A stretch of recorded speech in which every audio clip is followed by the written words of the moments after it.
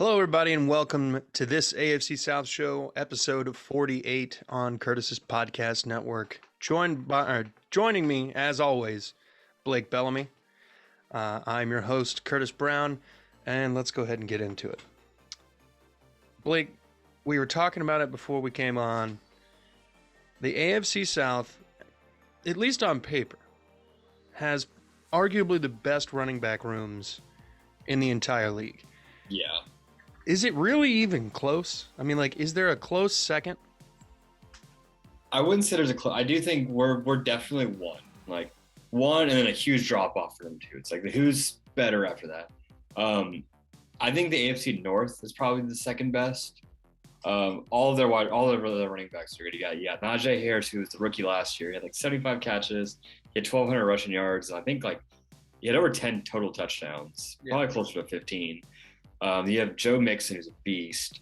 You have Kareem Hunt, who's a backup. And Brandon. Backing up Nick Chubb. So it's whoa, all right.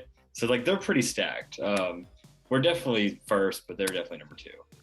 I mean, you have to be right, and here's why. The last three rushing crown holders have been in the AFC South. Twice Derrick Henry, last year Jonathan Taylor. And then the often overlooked running back in the AFC South is James Robinson. He's so overlooked, in fact, that his own team drafted another running back in the first round, and then, out of fate or fortune, it turns out that guy's going to tear his ACL in the early parts of training camp, and you get to see another full season of just James Robinson, who played really well on a team that was really bad. Yeah, all things considered, James Robinson had a hell of a season. Yeah. He had a little bit of fumble issues, a little bit of injury issues, but the guy, he made it 17 games, at least the whole season, with Urban Meyer and Co. is over there, and they were just terrible. That whole organization, I feel like they get a wash for that year. And the fact that he was still able to go in there and play like a professional athlete, and he even got benched, which is ridiculous. Yeah, and he came back and he didn't cry about it. He didn't demand trade or anything like that. That just kind of shows the kind of guy he is. I expect him to come this year in a contract year to explode. Yeah, I fully anticipate that as well. He was an undrafted player. Mm-hmm. So I imagine if the Jaguars don't back up the Brinks truck for him, he'll probably end up defecting to somewhere else that kind of values him a little better. Yeah. With that being said, the Jags obviously don't care about money. They will throw money at whatever. But I don't think he might want to come back. I don't think he wants to go. I don't know why you would want to stay. I don't get it. Unless this season is so well cohesive and the opposite of last year. I don't think there's any reason for James Robinson to look at the Jacksonville Jaguars and be like, this is my home for the foreseeable future. And honestly, I still feel bad for Trevor Lawrence because, like you said, the whole season last year is a wash. But that's his whole first season of NFL experience. Mm-hmm. And to just have that completely null and void is pretty ridiculous. But then that brings us to the Texans, who last year had the 32nd ranked running game. So at least on paper, with Marlon Mack, Dameon Pierce, they brought back Rex Burkhead. They brought in Dare Ogunleye from Jacksonville, I believe. And they still have a couple younger, undrafted kind of guys that are being filled out. But on paper, this is already a much improved running back room for the Texans. Marlon Mack is a 1,000-yard rusher in his past. We'll see if they can kick the tires on him and actually get him to get into the next gear this season. But literally they were at the floor last year. So you can't get upset if they're just, number 30 or 28. Yeah. Steady improvement.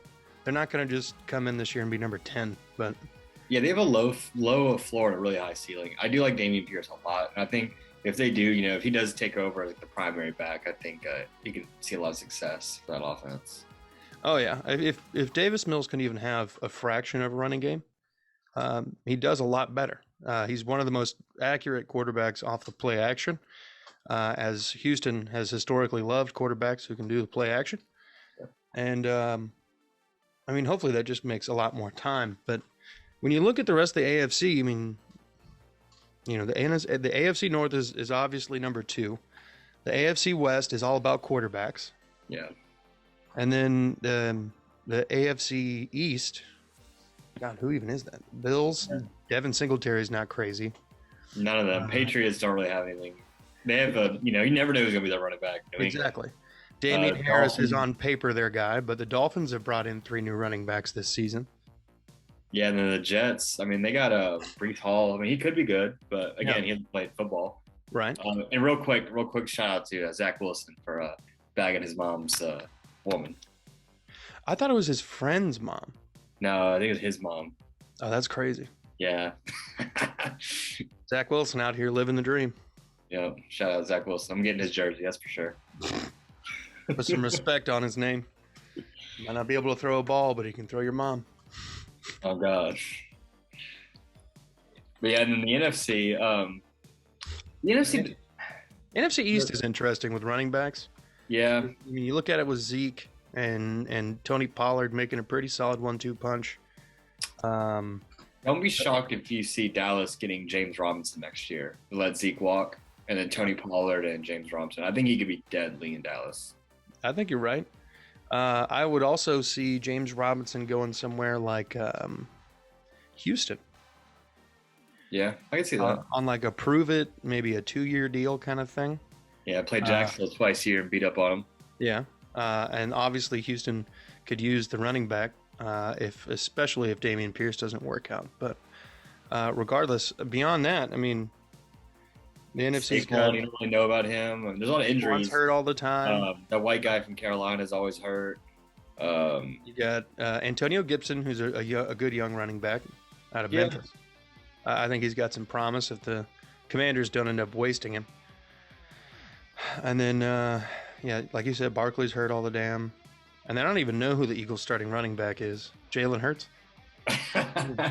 I know they had Bart Scott run the ball a little bit. I mean, they called everybody. Or Boston Scott, rather. Yeah, Boston. Yeah. Boston Scott. So, I mean, just for that alone, I can't really give anything to the NFC East. And South, I mean, they have Cordell. They have a wide receiver playing running back. Yep. Alvin Kamara in New Orleans. Who's the running back now in Tampa? Is it Fournette again? Yeah, Fournette's came back. And then they have that guy from Vanderbilt. Oh, yeah. Keyshawn Vaughn. Yeah, Keyshawn Vaughn. Trying to think. So the Falcons, Cordero Patterson, he's not bad, but he's not a wide receiver. I mean, he's a running back. Yeah. Number 84. I mean, come on. What are we doing? And then in the NFC West, the Cardinals, James Conner. I don't think James Conner. James Conner's a good fantasy running back just because they just put him at the 1-yard line. Like, hey man, just run straight. Be large. Large and just fall down forward. Mm-hmm. You're not. Seattle's got nothing. San Francisco. I mean, they're a good running team. Seattle's got Chris Carson, but I mean, the man's hurt too often to be super crazy. The Rams. I feel like the Rams, you just kind of plug and play. Yeah. They had Cam Akers. He's all right.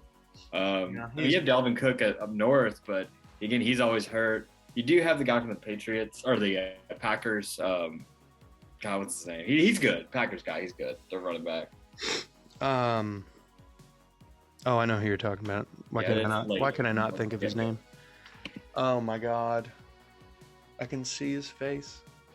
He's good. I know, like Aaron Jones. Aaron Jones. Yeah. My God. The NFC really just doesn't have many people, whereas the AFC is just full of running backs, which I like. Running back is like my favorite position, and I love that. Like, there's a lot of good running backs in Tennessee for that reason. But it's a dying breed. You don't see many like good running backs that last a long time. You're absolutely right. But that does segue us pretty nicely into our next topic here. That being that the AFC is vastly more stacked than the NFC. It's not even really close. If you look at it, if you're going to give the edge to the AFC for running backs, you need to go ahead and do it for quarterbacks. I would argue that the wide receiver room in the AFC is a lot deeper. Yep. I mean, you basically had one of the best switch from the NFC to AFC with the Devontae Adams. You still got Tyreek. I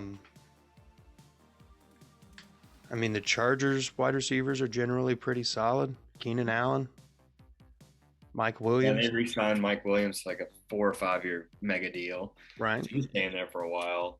Just like you said, I mean, that division quarterbacks are insane. Like the Super Bowl is probably gonna come out of the AFC West. Yeah, more than likely. And what's crazy is the team that's going to finish fourth will probably end up like 8 and 9. Yeah, sorry Raiders.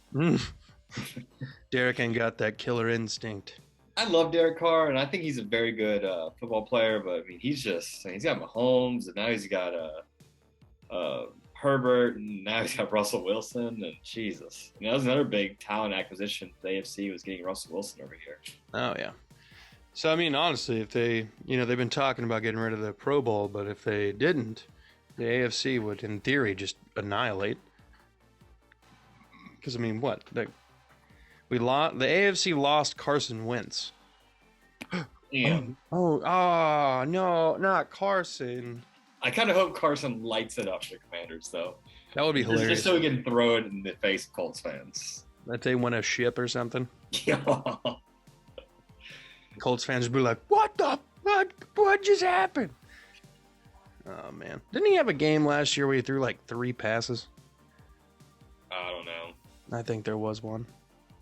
I can't remember. I think he was like, 2 or 3 interceptions as well. No. He actually had a pretty decent season. But clearly not enough for a second go-around from the Colts. It was just very boring. Of course. It's Carson. It's Carson Wentz. There's nothing sexy about that. There's nothing sexy about it. Didn't he go to North Dakota State? Yeah, North Dakota State. I was really rooting for him coming out of college. And then he just kept getting hurt. And it was like, all right, I'm kind of getting tired of this dude. And then he went to the Colts, and I hated him, of course. He's just kind of an arrogant guy. And I've heard, there's been rumors all around, like, for many years, just like, he's not a guy. And I kind of did feel bad for him about the whole Foles thing. Like, they did build a statue of Foles. Like, I feel like I'd hate kind of seeing that walking on my way to work every day, seeing a picture of my backup quarterback. So I kind of understand why he wanted to get out, but he didn't really do a whole lot in Indianapolis either, like as a morale basis. Yeah, you're absolutely a leader. I mean, he's got all the talent in the world. He's always unhealthy. And it looks like there's a personality issue with him. Yeah. Yeah, I think he lets stuff affect him a little too much as a quarterback. From what I understand, the most elite quarterbacks have like this weird, unshakable confidence. Yeah. They're going to go out in the first half, throw 4 interceptions, and then the second half is a whole new ball game and a brand new day. Like you don't see Peyton Manning's and Tom Brady's and Russell Wilson. Nothing shakes that guy. So Carson's not that. Yeah, no, Carson is very easily shaken, not stirred. Same with Tannehill too, man. I gotta call it what it is. Tannehill, he doesn't do good under pressure like that either. Yeah, no. That playoff game was pretty bad. But honestly, if you look back at all the playoff games he's had with the Titans, it's not like he's been lighting it up, period. No, he's not. He's not good in the playoffs, which is not good. No, it's not. Great regular season quarterback, but my goodness, playoffs the whole other thing. Yeah, I mean, I think that first year where the Titans made it to the AFC title game, I think he threw like 40 passes that in the first 3 games. Yeah, he did nothing in the wild card game. The division game did very little. There was one game. It was I guess the Ravens. He threw 95 yards. Yeah, Derrick Henry ran for I think like about 4,000 yards, something crazy like that. But, it was ridiculous. Yeah, it was stupid. It was like I think he set the playoff record for most rushing yards in that 3-game stretch. Yeah, and then I think he threw a touchdown pass in that game. And he threw a touchdown. Yeah. Yeah. Hall of Fame right there, boy. That's what I'm saying. Trajectory. Look, hey, he's got a better touchdown to interception ratio in the playoffs than Ryan Tannehill. Oh, that's a terrible stat. Well, I mean, Carson Wentz does too, but it's just because he hasn't been there. Oh, yeah, that's true. I mean, at that rate, so do we. That's also true. Oh, man. All right, so back on the AFC being just clearly more stacked here. I feel like the AFC has kind of developed into a more of defensive. Like while the offense of the AFC has obviously improved, if you want to keep in lockstep with the elite teams, they're also actively improving their defense. So like a couple years ago when the Browns brought in all those pieces and it worked out really well for them, but Baker Mayfield held them back in the playoffs. Their defense was a big reason that they could do those things. Historically, the Patriots have had really good defenses that have propelled and even won games for the franchise. I don't feel as if the NFC can boast many defenses or as many defenses that could in the past that are elite tier. And I think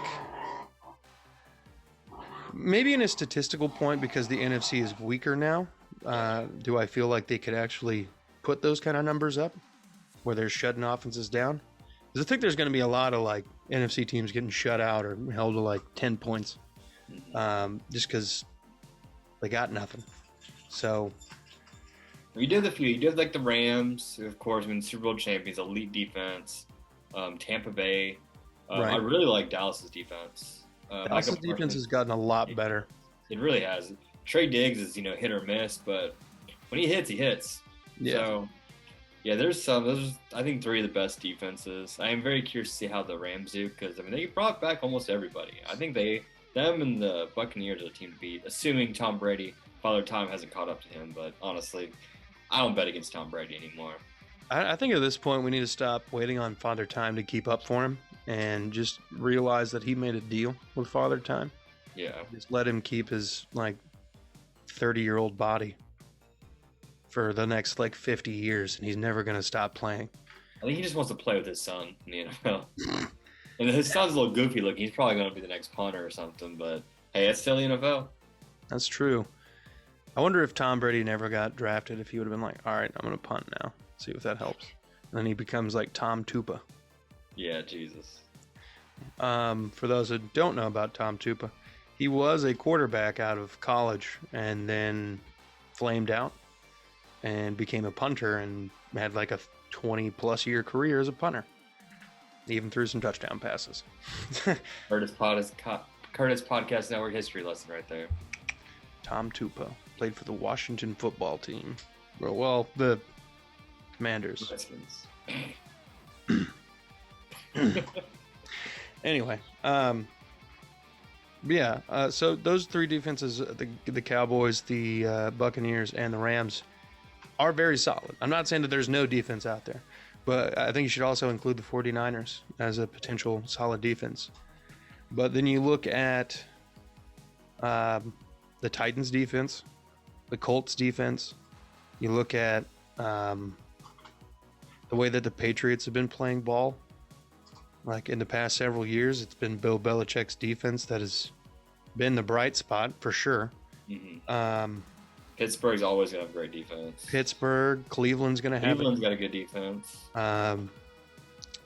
Cincinnati's defense did just enough. I would say they're more middle of the road, but yeah. And then Logan Wilson, he's a great middle linebacker. I do like what Cincinnati did last year. I assume they're going to expand on it this year.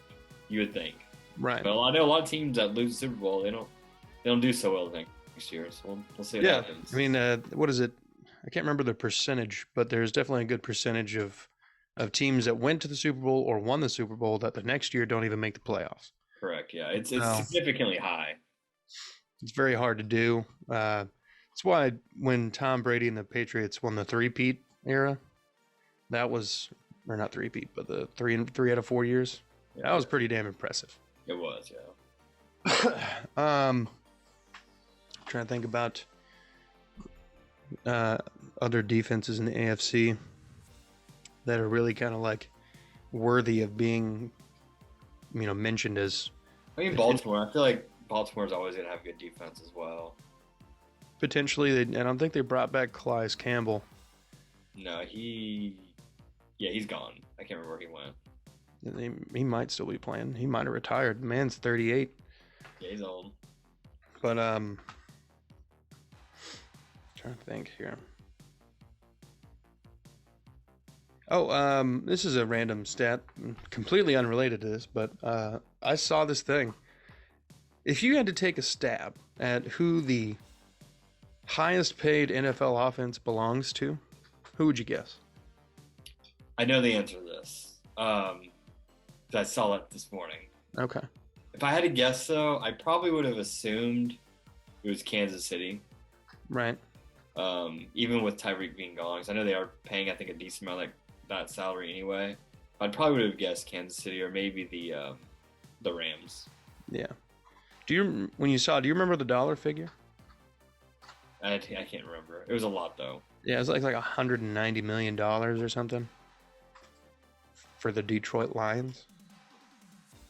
Yeah, it was second. Was it Tennessee? It was Tennessee.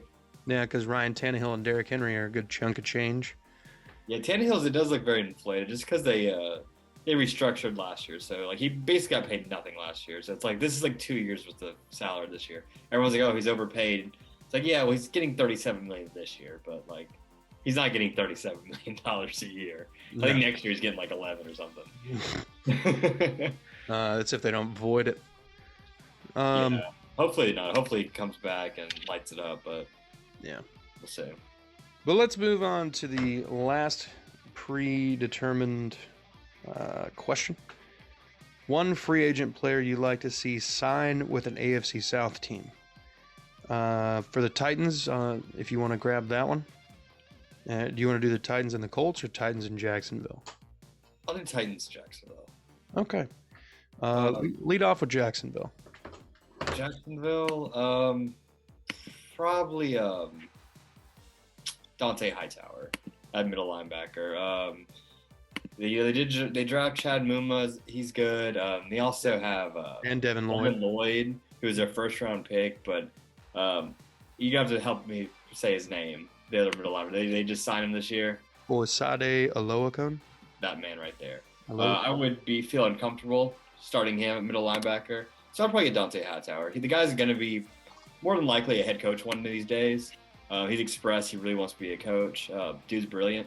So even if you just have him as a mentorship as your number 3 middle linebacker, I would take him for sure. Yeah, I mean, that would probably be one of the best moves you could do as far as you got 2 young guys in Jacksonville that need some sort of veteran leadership. It is very hard for a 20-something to transfer into the NFL where there's a lot less rules on what you can do. Yeah, and there's really no veteran leadership in Jacksonville. I mean, they have a new head coach. I'm sure a lot of the players are really disgruntled, honestly. They're probably just still like, man, I don't even want to play football anymore. Right. I don't think Hightower would ever go to Jacksonville. I mean, at this point in his career, he probably just wants to go solid contender if he doesn't retire. I think that would be a great fit. Okay. With the Colts, it's been a rumored transaction. It would reunite 2 players who played in Atlanta together. I'm feeling Julio Jones to the Colts definitely gives them a wide receiver option that they desperately need opposite of Michael Pittman Jr. And that gives Alec Pierce a little bit of time to develop. Maybe they figure out where his ceiling is and kind of adjust from there. But in theory, this is a good fit for for basically everybody involved. Mm-hmm. I mean, I think one of the bigger problems with Julio's production last season in Tennessee is the way that Tennessee runs an offense. It's running back first. And while that's not necessarily, not the case in Indianapolis, they do have a little bit more of an open, like, we'll throw the ball if it's there. If you're giving it to us, we're going to take it. Mm-hmm. Whereas the Titans are just thrilled to run it down your throat with whatever running back they can throw clothes on that week. So, I mean... Yeah, I think Reich, he's a pass-first guy. He used to be a quarterback's coach. I think he wants to pass football, but he just had no quarterbacks. I think Matt Ryan's the best one that he's had in Indianapolis, but we'll see. I think Julio would be good there. His issue is he doesn't run block, which is big. And his injuries, man. I just don't think he loves football. Well, at this point, he's been to the pinnacle of his position for a while, and then last season was obviously quite the drop off. But I don't know. Maybe the injuries are taking it out of him. Maybe it's father time, not liking the deal he tried to make with Julio or something. I don't know. But what you got for the Titans? I got Will Fuller. I don't feel very strong about this. If you're a free agent in July, honestly, you're not like gonna be super great, super impactful. But I mean, hey, there's always exceptions. I do like Will Fuller's talent level, very very fast, which is something that's desperately needed in the wide receiver room in Tennessee, especially with as many Doritos that Traylon Burks has been eating. And I mean, it isn't working out, man. He was taking some pictures on the boat, man. Like I mean, we have comparable bodies. I mean, he's definitely a professional athlete, but my goodness, like he needs to shape up. That man needs to hit Planet Fitness or something. And then, yes, I like Will Fuller. His issues, as you know, injuries, big injuries for him. Tends to get in trouble. He did that at PED. I think he's had multiple PED suspensions or at least violations. Yeah, I think the one the same time as Bradley Roby a couple years ago, but yeah, and so he has some issues, but we wouldn't throw $10 million at him. Maybe like a 1 year, like probably $4 million max. Yeah, and I'd be fine with that. And I think that's kind of what Julio's going to get. I think someone might overpay for him, but I think Julio's around $5 or $6 million for 1 year. And that leads us with the Texans. And I'd like to see him bring in Landon Collins. He's a veteran safety presence. He's had over 100 tackles in, I think, 3 or 4 of his 7 years in the league. At still just 28 years old, he's got some gas in the tank. And I think he provides a better run support option than Eric Murray or maybe a rookie Jalen Petrie. But I've heard a lot about Jalen Petrie in camp, saying that he is living up to the nickname of, I think they called him like the human rocket. Great nickname. Well, essentially, he just comes down from that safety position like a bat out of hell and doesn't care who you are. He will blow your whole body up. I don't know. We'll have to watch some highlights after this, but you'll see what I mean. And but I feel like if you pair him with Landon Collins, you get the opportunity of veteran mentorship, as well as learning how to tackle better. Because you don't play safety and make 100 tackles in multiple seasons if you don't know how to freaking tackle. And for years, that's what's been bothering Houston. It kind of surprises me that we said that Landon Collins is 28 years old. I thought he was older than that. I feel like that man's been in the league forever. Right? It feels like he should be like 34. That's what I thought. You said 20. I was like, oh, wow, that guy could be a starter for the next 4 years. Yeah. And like in theory, he's still got some prime years left. But yeah. I mean, we'll see. He's go to a good team. And he lit it up for the Giants. Mm-hmm. And then they went to the Commanders or Washington football team, and he was still pretty good, but it's just not a good team.